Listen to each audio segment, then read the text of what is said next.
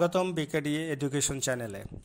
আজকে আমরা আলোচনা করব অফিসিয়াল নোটিশ লেখার পদ্ধতি, কিভাবে একটা অফিসিয়াল নোটিশ লেখা যায় সে সম্পর্কে আজকে আমাদের মূল আলোচনা। তবে মূল আলোচনায় যাওয়ার আগে আপনাদের কাছে একটি বিশেষ অনুরোধ, please subscribe my this channel. তাহলে চলুন আমরা মূল আলোচনায় যাই। শুরুতেই আমরা জেনে নিই অফিসিয়াল নোটিশ বলতে কি বুঝি। অফিসিয়াল নোটিশ বলতে আমরা বুঝি একটি লিখিত ডকুমেন্ট যা কোনো নির্দিষ্ট বিষয়বস্তু সম্পর্কে সবাইকে জানাতে ব্যবহার করা হয়ে থাকে এবং এটি সাধারণত কোনো প্রতিষ্ঠানের পক্ষ থেকে করা হয়ে থাকে। অফিসিয়াল নোটিশ লেখার 7টি এলিমেন্টস দরকার হয়।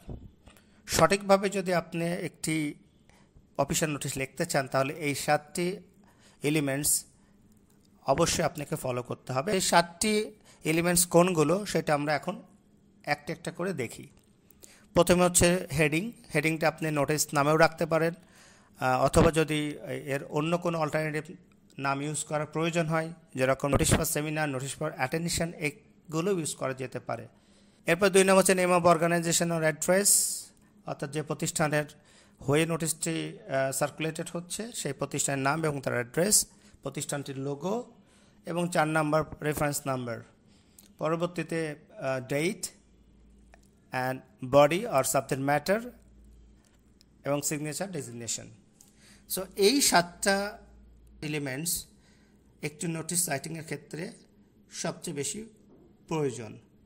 এই 7টার একটাও যদি অ্যাবসেন্ট থাকে তাহলে আপনার নোটিশটি একটি অসম্পূর্ণ নোটিশ হিসাবে পরিগণিত হবে বা একটি অসম্পূর্ণ নোটিশ হিসাবে বিবেচিত হবে। তাহলে আমরা দেখি এই 7টা এলিমেন্টসকে ব্যবহার করে আমি কয়েকটি স্যাম্পল আপনাদের সামনে উপস্থাপন করব। দেখেন, প্রথমে একটি এক্সাম্পল। এই এক্সাম্পলটা দেওয়ার আগে আমাদের একটি সিকোয়েন্স তৈরি করি, অর্থাৎ একটি কোশ্চেন তৈরি করতেছি। যেরকম এখানে লেখা আছে, suppose you are mister Jamil Uddin Ahmed working as a managing director in a Walton group company.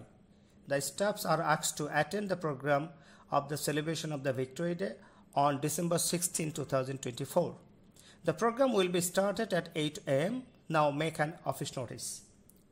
এই ক্ষেত্রে আমরা নোটিশটি কিভাবে লিখেছি দেখেন। আমাদের প্রথম 1 নম্বরে কি ছিল একটু মনে করার চেষ্টা করি। হেডিং, আমরা হেডিং দিয়েছি নোটিশ। এরপর 2 নম্বর ছিল কোম্পানির নাম এবং অ্যাড্রেস। 3 নম্বর ছিল লোগো, রেফারেন্স। এই রেফারেন্সটা আসলে আমি এখানে যেভাবে দিয়েছি, আপনি এক প্রতিষ্ঠান এক একভাবে দেয়, তবে সর্বজন স্বীকৃত যেটা সেটা হচ্ছে WGNC। এখানে আমি যদি WGNC দিতাম তাহলে এই নোটিশটি রেফারেন্স নাম্বারে আমরা বুঝতে পারতাম এটি ওয়ালটন গ্রুপ কোম্পানির নোটিশ। এবং পরবর্তীতে এখানে আপনি সাল দিতে পারেন এবং কত নাম্বার নোটিশ ওই বছরে সেটাও আপনি উল্লেখ করতে পারেন। তারপর ডেট আমরা উল্লেখ করেছি, অ্যান্ড ভিতরে যেটা উল্লেখ করেছি অর্থাৎ বডি অফ নোটিসে যে উল্লেখ করা হয়েছে সেটা হচ্ছে কোম্পানিটি কী কারণে নোটিশে সার্কুলেট করছে সেই বিষয়টা এখানে উল্লেখ করেছেন এবং সম্পূর্ণভাবে ইনফরমেশনটা দেওয়া হয়েছে।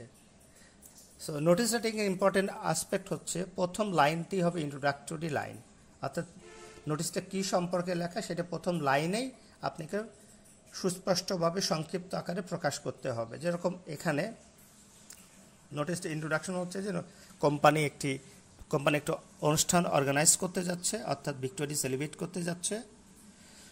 সেক্ষেত্রে কবে হবে, কোথায় হবে, কখন হবে সম্পূর্ণ উল্লেখ করা হয়েছে এবং পরবর্তী সেন্টেন্সে কারা এখানে উপস্থিত হবে এবং এটা সবার জন্য বাধ্যতামূলক সেই কথাটি অফিসিয়াল ল্যাঙ্গুয়েজে তারা উল্লেখ করেছে। যেরকম বলা হয়েছে, as per the decision taken by the authority no excuse will be allowed to miss the programme.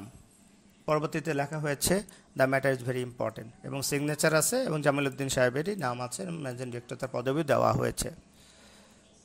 তাহলে আমরা পরবর্তীতে দেখতে পারি আরেকটি নোটিশ, সেটা হচ্ছে Durga Puja, that means holiday for Durga Puja. ঠিক একইভাবে এখানে দেখেন logo, name, reference number, notice and date you can use, and এখানে বলা হয়েছে যে প্রথম লাইন ইন্ট্রোডাক্টরি লাইন, যেটা আমি আগেই বলেছি যে দেখেন এখানে কাদেরকে উদ্দেশ্যে নোটিশ লেখা হয়েছে এবং নোটিশটি আসলে কি কারণে লেখা বা নোটিশের বিষয়বস্তু কি সেটা লেখা হয়েছে। আরেকটি ইম্পর্টেন্ট হচ্ছে কন্ট্যাক্ট ইনফরমেশন। একটি নোটিশের অবশ্যই কন্ট্যাক্ট ইনফরমেশন, যদি নোটিশের যে তথ্য বা নোটিশের যে বিষয়বস্তু সেটা ডিমান্ড করে তাহলে আপনাকে দিতে হবে। তো এখানে যেরকম আছে যে যেহেতু এটা কলেজের স্টুডেন্টদের উদ্দেশ্যে, সো সেখানে বলা হয়েছে যদি তাদের কোনো কোয়ারি থাকে তাহলে অবশ্যই তা কন্ট্যাক্ট করতে পারে অ্যাডমিনিস্ট্রেশন অফিসে। এবং পরবর্তীতে আমরা দেখছি সিগনেচার এবং প্রতিষ্ঠানের প্রধান এবং প্রিন্সিপালের নাম। পরের নোটিশটি হচ্ছে সেমিস্টার এক্সামিনেশন শিডিউল। এক্ষেত্রেও দেখেন প্রথম লাইনটাই ইন্ট্রোডাক্টরি লাইন, কাদেরকে বলা হয়েছে এবং কি কারণে তাদেরকে নোটিশটা দেওয়া হচ্ছে সে বিষয়টি উল্লেখ করা হয়েছে। পরবর্তী নোটিশে পরবর্তী যে করণীয় সেটা উল্লেখ করা হয়েছে। এবং আরেকটা জিনিস ইম্পর্ট্যান্ট যে তাদেরকে আরেকটা মেসেজ দেওয়া হয়েছে যে students are advice to ensure their examination forms are submitted by 20th November 2024, failing which they will not be allowed to appear for the exams. অর্থাৎ এখানে বলা হয়েছে যদি স্টুডেন্ট যারা এক্সামিনেশন ফর্ম ফিল আপ করবে না তারা অবশ্যই পরীক্ষা বসতে পারবে না, এই সম্পর্কে তাদের একটি তথ্য এখানে প্রকাশ করা হয়েছে। এবং আরও একটি তথ্য দেওয়া হয়েছে যে ফর মোর ডিটেলস তারা আসলে এক্সাম সেলের সাথে কন্ট্যাক্ট করতে বলেছেন। সো যেটা বলেছিলাম যে কন্ট্যাক্ট ইনফরমেশন অবশ্যই নোটিশে উল্লেখ করা প্রয়োজন যদি নোটিশের ডিম্যান্ড করে। এর পরেরটা হচ্ছে আরেকটা যে ফায়ার ড্রিল একটি ওয়ার্কশপ হবে, সেই উপলক্ষে একটি প্রতিষ্ঠান যদি কোনো নোটিশ করতে চায় যেরকম লোগো দিতে হবে, দাম দিতে হবে, রেফারেন্স নোটিশ অ্যান্ড ডেট সবার জন্যে প্রয়োজন কিনা সেটাও ওখানে উল্লেখ করা হয়েছে। অর্থাৎ নোটিশের স্টেক হোল্ডার যারা কারা তাদেরকে ওখানে উল্লেখ করা হয়েছে। এবং পরবর্তীতে একটি কন্ট্যাক্ট ইনফরমেশন দেওয়া হয়েছে যেন যদি তাদের কোনো কিছু জানার থাকে সেক্ষেত্রে তারা সেখানে যোগাযোগ করতে পারে। এবং পরবর্তী সিগনেচার এবং ডেজিগনেশন উল্লেখ করা হয়েছে। সো এই হচ্ছে আমাদের নোটিশ রাইটিংয়ের ক্ষেত্রে আমি 4টা নোটিশ উল্লেখ করেছি। সাধারণত এই 4টের মধ্যেই আপনারা দেখবেন যে ঘুরে ফিরে এই 4টা টপিকের উপরে ভিত্তি করেই নোটিশটা লেখা হয়ে থাকবে। এবং আপনার 4টে যদি ভালোভাবে একটু স্টাডি করেন আশা করি যে কোনো নোটিশ আপনারা লিখতে পারবেন। তবে নোটিশ লেখার ক্ষেত্রে যেই টিপস অর্থাৎ যে সতর্কতা অবলম্বন করতে হবে সেটা সম্পর্কে একটি কথা, সেটা হচ্ছে যে বি ক্লিয়ার অ্যান্ড কনসাইজ। অর্থাৎ নোটিশটা অবশ্যই সম্পূর্ণ নোটিশটির বক্তব্য অবশ্যই সে বোধগম্য হতে হবে এবং টু দ্য পয়েন্ট আসলে নোটিশটি করতে হবে খুব ব্রিফ আকারে, অথবা এলাবোরেটলি ডিসকাশন করা যাবে না।